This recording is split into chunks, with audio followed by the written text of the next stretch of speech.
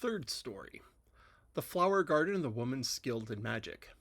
How did little Gerda get along when Kay did not come back? Where could he be? Nobody knew. Nobody could give them any news of him. All the boys could say was that he had seen him hitch his little sled to a fine big sleigh, which had driven down the street and out through the town gate. Nobody knew what had become of Kay. Many tears were shed, and little Gerda sobbed hardest of all. People said that he was dead, that he must have been drowned in the river not far from town. Ah, how gloomy those long days of winter were. But spring and its warm sunshine came at last. Kay is dead and gone, little Gerda said. I don't believe it, said the sunshine.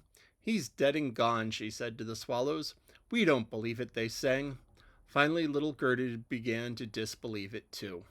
One morning she said to herself, I will put on my new red shoes, the one that Kay has never seen, and I'll go down by the river and ask about him. It was very early in the morning. She kissed her old grandmother, who was still asleep, put on her red shoes, and all by herself she hurried out through the town gate and down to the river. It is true that you have taken my own little playmate. I'll give you my red shoes if you will bring him back to me. It seemed to hear her that the waves nodded very strangely, so she took off her red shoes that were her dearest possession and threw them into the river. But they fell near the shore, and little waves washed them right back to her. It seemed that the river could not take her dearest possession because it did not have little Kay. However, she was afraid that she had not thrown them far enough, so she clambered into a boat that lay among the reeds, walked to the end of it, and threw her shoes out into the water again. But the boat was not tied, and her movements made it drift away from the bank. She realized this and tried to get ashore, but by the time she reached the other end of the boat, it was already more than a yard from the bank and fast gaining speed. Little Gerda was so frightened that she began to cry, and no one was there to hear her except the sparrows. They could not carry her to land, but they flew along the shore twittering, We are here, here we are, as if to comfort her. The boat drifted swiftly down the stream, and Gerda sat there quite still in her stocking feet. Her little red shoes floated along behind, but they could not catch up with her because the boat was gathering headway. It was a very pretty on both sides of the river, where the flowers were lovely, the trees were old, and the hillsides afforded pasture for cattle and sheep. But not one single person did Gerda see. Perhaps the river will take me to little Kay, she thought, and that made her feel more cheerful. She stood up and watched the lovely green banks for hour after hour. Then she came to a large cherry orchard in which there was a little house with a strange red and blue windows. It had a thatched roof, and outside stood two wooden soldiers who presented arms to everyone who sailed past. Gerda thought that they were alive and called out to them, but of course they did not answer her. She drifted quite close to them as the current drove the boat toward the bank. Gerda called even louder, and an old woman came out of the house. She leaned on a crooked stick, and she had a big sun hat, and on it were painted the most glorious flowers. You poor little child, the old woman exclaimed, how did you ever get lost in the big swift river, and how did you ever drift so far into the great wide world? The old woman waded right into the water, caught hold of the boat with her crooked stick, pulled it to shore, and lifted little Gerda out of it. Gerda was very glad to be on dry land again, but she felt a little afraid of this strange old woman, who said to her, Come and tell me who you are and how you got here. Gerda told her all about it. The woman shook her head and said, and when Gerda had told her everything and asked if she had seen little Kay, the woman said she had not yet come by, but that he might be along any day now, and she told Gerda not to take so to heart, but to taste her cherries and look at her flowers. These were more beautiful than any picture book, and each one had a story to tell. Then she led Gerda by the hand into her little house, and the old woman locked the door. The windows were placed high up on the walls, and through their red, blue, and yellow panes the sunlight streamed in, a strange mixture of all the colors there are. But on the table were the most delicious cherries, and Gerda, who was no longer afraid, ate as many as she liked. While she was eating them, the old woman combed her hair with a golden comb. Gerda's pretty hair fell in shining yellow ringlets on either side of a friendly little face that was as round and blooming as a rose. I've so often wished for a dear little girl like you, the old woman said to her. Now you'll see how well the two of us will get along." While her hair was being combed, Gerda gradually forgot all about Kay, for the old woman was skilled in magic. But she was not a wicked witch. She only dabbled in magic to amuse herself. But she wanted very much to keep little Gerda. So she went out into her garden and pointed her crooked stick at all the rose bushes. In full bloom of their beauty, all of them sank down into the black earth without leaving a single trace behind. The old woman was afraid that if Gerda saw them, they would remind her so strongly of her own roses, and of little Kay, that she would run away again. Then Gerda was led into the flower garden. How fragrant and lovely it was! Every known flower of every season was there in full bloom. No picture book was ever so pretty and gay. Gerda jumped for joy and played in the garden until the sun went down behind the tall cherry trees.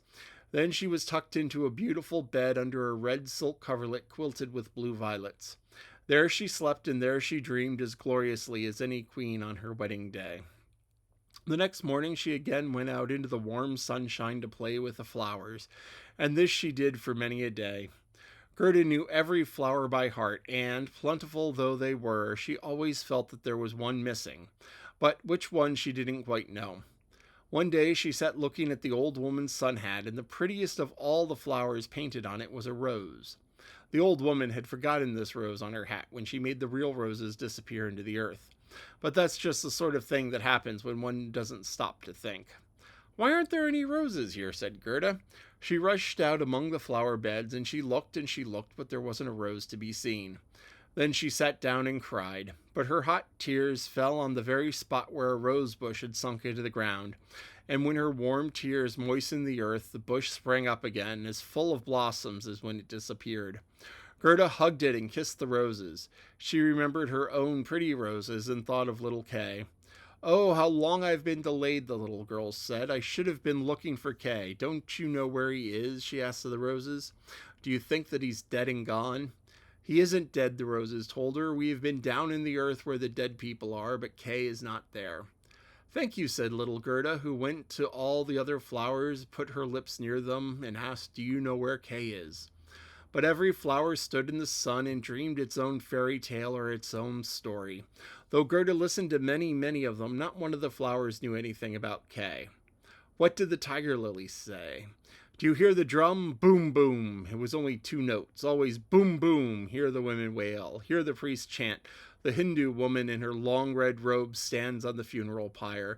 The flames raise round her and her dead husband, but the Hindu woman is thinking of that living man in the crowd around them.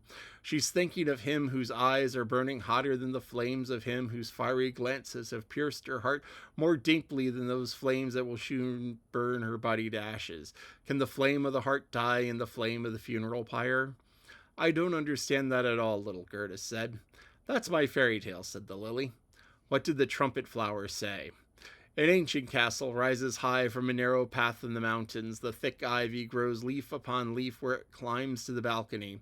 There stands a beautiful maiden. She leans out over the balustrade to look down at the path. No rose on its stem is as graceful as she, nor any apple blossom in the breeze so light. Hear the rustle of her silk gown sighing, will he never come?" "Do you mean Kay?" little Gerda asked. "I'm talking about my story, my own dream," the trumpet flower replied. What did the snowdrop say? "Between the trees a board hangs by two ropes. It is a swing. Two pretty little girls with frocks as white as snow and long green ribbons fluttering from their hats are swinging. Their brother, who is bigger than they are, stands behind them on the swing, with his arms around the ropes to hold himself. In one hand he has a little cup, in the other a little clay pipe. He is blowing soap bubbles, and as the swing flies, the bubbles float off in their changing colors. The last bubble is still clinging to the bowl of his pipe and fluttering in the air as the swing sweeps to and fro. A little black dog, as light as a bubble, is standing on his hind legs and trying to get up onto the swing, but it does not stop. High and low the swing flies until the dog loses his balance, barks, and loses his temper. They tease him and the bubble bursts, a swinging board pictured in a bubble before it broke. That is my story." "It may be a very pretty story, but you told it very sadly, and you didn't mention Kay at all." What did the hyacinths say? "There were three sisters, quite transparent and very fair. One wore a red dress, the second wore a blue dress, and the third went in all white. Hand in hand they danced in the clear moonlight beside a calm lake. They were not elfin folk, they were human beings. The air was sweet, and the sisters disappeared into the forest. The fragrance of the air grew sweeter. 3 coffins in which lie 3 sisters glide out from the forest and across the lake. The fireflies hover about them like little flickering lights. Are the dancing sisters sleeping, or are they dead? The fragrance of the flowers says that they are dead, and the evening bell tolls for their funeral.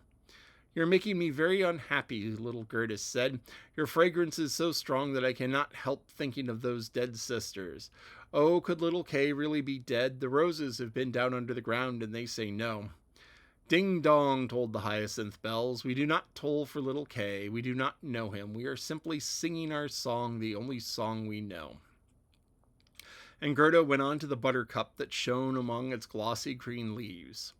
You're like a bright little sun, said Gerda. Tell me, do you know where I can find my playmate? And the little buttercup shone brightly as it looked up at Gerda. But what sort of song would a buttercup sing? It certainly wouldn't be about Kay. In a small courtyard, God's sun was shining brightly on the very first day of spring. Its beams glanced along the white wall of the house next door, and close by grew the first yellow flowers of spring, shining like gold in the warm sunlight. An old grandmother was sitting outside in her chair. Her granddaughter, a poor but very pretty maidservant, had just come home for a little visit. She kissed her grandmother, and there was gold, a heart full of gold in that kiss. Gold on her lips, gold in her dream, and gold above in the morning beams. There, I've told you my little story, said the buttercup. Oh, my poor little grandmother, said Gerda. She will miss me. She must be grieving for me as much as she did for little Kay. But I'll soon go home again, and I'll bring Kay with me.